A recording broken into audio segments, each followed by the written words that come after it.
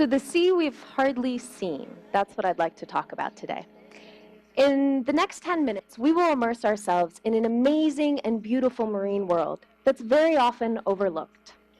I'd like to take you on a journey into the sea, looking at it from the perspective of its smallest inhabitants, the microbes. My goal is that after this short journey, you'll share my amazement at how deeply connected our lives are to these microscopic creatures, and also perhaps my concern that these relationships are often neglected when it comes to making decisions and policies about our oceans. When you look out on a clear blue ocean, you're actually gazing at a microbial soup full of vibrant life. What you see here are marine bacteria buzzing about and exploring other members of the marine food web. To emphasize how small this world really is, I've added a white line to most of my slides that shows you the thickness of a single strand of human hair, very tiny. An average teaspoon of clean seawater has 5 million bacteria and 50 million viruses in it. If I were to scoop up 2 gallons of seawater, there would be more bacteria in those 2 gallons than there are people on this planet. Take just a moment and think about how many gallons might make up an ocean. Or maybe I've already made your stomach turn as you think of all of the seawater we've each accidentally swallowed over the years. But luckily, we rarely get sick from that seawater because most marine microbes are working for us, not against us. One of my favorite examples is that they provide half of the oxygen we breathe. In middle school, we all learned to thank the trees, and admittedly, they may be more huggable than the microbes. But it turns out that land plants only create a quarter of the oxygen we breathe. Another quarter comes from macroalgae, like kelp, and a full 50% from the microbes. Take a deep breath in. Thank the trees. Take another deep breath in. Thank the macroalgae. Your next 2 breaths, tip your hats to the microbes. This picture is of a bacterium that happens to be the single most abundant photosynthesizer on our planet. It's called Prochlorococcus, and this is the ocean's oxygen-producing powerhouse. And I might argue, one of the most amazing discoveries of recent marine microbiology. We didn't know it existed until 1988. All of human history is dependent on this little microbe for the oxygen they breathe every day, no matter where or when they lived. And we've only been aware of that relationship for a mere 24 years. I find that astounding. How many more critical relationships are out there that we have yet to discover? I see our relationship with marine microbes as parallel in many ways to the relationship we have with microbes in our gut. We've all experienced the wrath of unhappy gut microbes at one point or another, perhaps food poisoning or tainted water, but we may be less aware of the connection we have with marine microbes and the physical discomforts we can feel when those communities change. As an extreme example, the disease cholera is caused by a bacterium that thrives in the ocean. So while most marine microbes are indeed helping us, there do remain plenty that are not. Our relationship with the ocean, much like our gut, is dependent on the right balance of microbes. The old phrase, "you are what you eat," applies to our ocean microbes as well. To give you a sense of what an overfed ocean may look like, here are 2 examples of me sampling seawater. On your left is a clean coral reef, and on your right is a nearly dead coral reef that has a very intense fish farming operation in the waters there. You'll notice I'm only smiling in one of these 2 pictures, and in the other one, my dive buddy had to be a whole lot closer to capture that image. So if we were to take a drop of seawater from each of these samples and put it under the microscope, this is what the bacteria and viral communities would look like. So again, clean reef on your left, fish farm reef on your right. As we all have had a feeling of discomfort from imbalanced gut microbes, a fish swimming through a part of the ocean that has been overfed in this way, in this case by intense aquaculture, but it could be a sewage spill or fertilizer runoff or any number of other sources, that fish will feel the physical discomforts of the ocean microbes being out of whack. There may be less oxygen present, there may be more pathogens there, and there may be toxins produced by some of these microbes. The bottom line is that from their tiny scale existence, these tiny microbes have a very large scale power to control how our ocean smells, how it tastes, how it feels, and how it looks. If you want to take one idea away from my talk today, let it be this. We have an incredibly important relationship with these marine microbes that have very large-scale consequences, and we're just barely beginning to understand what that relationship looks like and how it may be changing. Just as a physician will have trouble curing a disease of unknown cause, we will have similar trouble restoring ocean health without understanding the microbes better. They are the invisible engineers that control the chemistry of the ocean, and therefore what creatures can live there, whether or not it's safe for us to swim there, and all of the other characteristics we sense with our eyes, noses, and taste buds. And the more we pay attention to these small but very numerous members of the ocean, the more we're learning they do indeed respond to human actions, such as in this fish farm example. Now, as the past few slides about coral reefs may have suggested, I do indeed spend much of my time as a researcher thinking about human microbe interactions, specifically on coral reefs. It turns out we're not alone in having our own protective community of microbes. Corals, along with most other organisms on this planet, have their own protective communities as well. However, rather than keeping theirs on the inside, as we do in our gut, they keep theirs on the outside to protect them from their surroundings.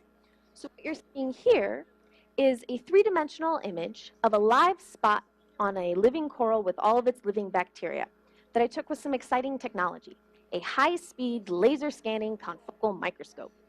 All of the red circles are the symbiotic algae that live inside the coral tissue, turning sunlight's energy into sugars they both can use. And all of the little blue dots are the protective bacteria. So when I use image analysis software to highlight the outer layer of the coral in white, you can see that there are still some tiny little blue dots above that layer. And those bacteria are sitting in a mucus layer, which is also part of the coral's protective layer. From the bigger perspective, I spend my time thinking about these relationships because too many reefs are going from looking like the picture on your left to the picture on your right. Believe it or not, the picture on your right remains a very popular tourist snorkeling spot on the island of Maui, even though it's lost most of its coral cover over the past decade or so. Corals are getting sick all around the globe at alarming rates, and we really don't know how or why. I study the microbes on the coral reefs, both the good ones and the bad ones, trying to link their microscale behaviors to this big picture of how do we help return a reef that looks like the right back towards something that looks more like the left? Or how do we stop coral disease from spreading? Just over a year ago, no one had ever seen a view like this. This video is a prime example of making the invisible visible. We're looking at a side view of the same coral as before, where the protective layer meets the seawater. So seawater on your right, coral on your left. It's incredibly exciting to me that we can finally see these bacteria in real life, in real time, at their micro scale, and learn how they interact with the world around them. Ecologists all over the world are used to being able to grab a pair of binoculars and go out and observe what their study creatures do each day. But microbial ecologists have desperately needed breakthroughs in technology, such as with this fast confocal, to make similar observations. I work to find ways that cutting-edge technologies like this can help make the unseen seeable, to see marine bacteria in action and learn how they behave. In doing so, we can learn how they respond to our actions and our behaviors and the environment around them in ways that will help us better manage our oceans. Another example of how I'm doing this is by using microfluidics to study specifically how pathogens behave in the ocean. The basic idea behind microfluidics is that you can use nanofabrication techniques to recreate or mimic the conditions bacteria experience at their own tiny scale in the ocean. What you see here is a microfluidic chamber on a microscope slide with a microscope lens underneath of it. We use high-speed video microscopy to record bacteria behavior. The colored tubing is where bacteria and seawater flow in and out of the device. And it's using a device like this that I recently discovered a known coral pathogen actually has the ability to sniff around the seawater and hunt for corals. Here's a video of that in action. So you'll see all of the pathogens, which are the tiny green dots on the left, start detecting the coral mucus I put on the right side of the channel, and they swim quickly over in that direction and stay there. Up until now, it was thought that a pathogen would need some good luck to find its host in the ocean. But simply by watching and observing, we can learn that these bacteria are very well adapted to seeking out their victims. These microchannels are bringing us closer than ever before to understanding how bacteria navigate that big blue ocean. It turns out that this pathogen can even detect the coral mucus when I dilute it 20,000-fold. So these bacteria are very well adapted to hunting down these corals. And I'm currently testing different environmental conditions to see what scenarios make this pathogen more or less capable of hunting corals. By learning more about what triggers the hunt, we should be able to find ways to help slow down or prevent this disease. There's also some evidence that the healthy microbes on the coral can fight off the pathogen if the conditions are right. So, one final image of a coral and its healthy bacteria. I hope you've enjoyed this short journey into our microbial oceans, and that the next time you look out at the sea, you'll take in a deep breath of fresh ocean air and wonder, what else are all of the unseen microbes doing to keep us and our oceans healthy? Thank you.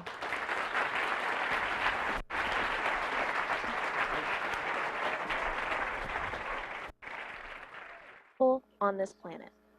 Take just a moment and think about how many gallons might make up an ocean. Or maybe I've already made your stomach turn as you think of all of the seawater we've each accidentally swallowed over the years.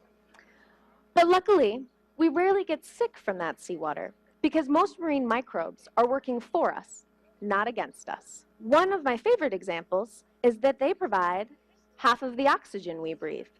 In middle school, we all learned to thank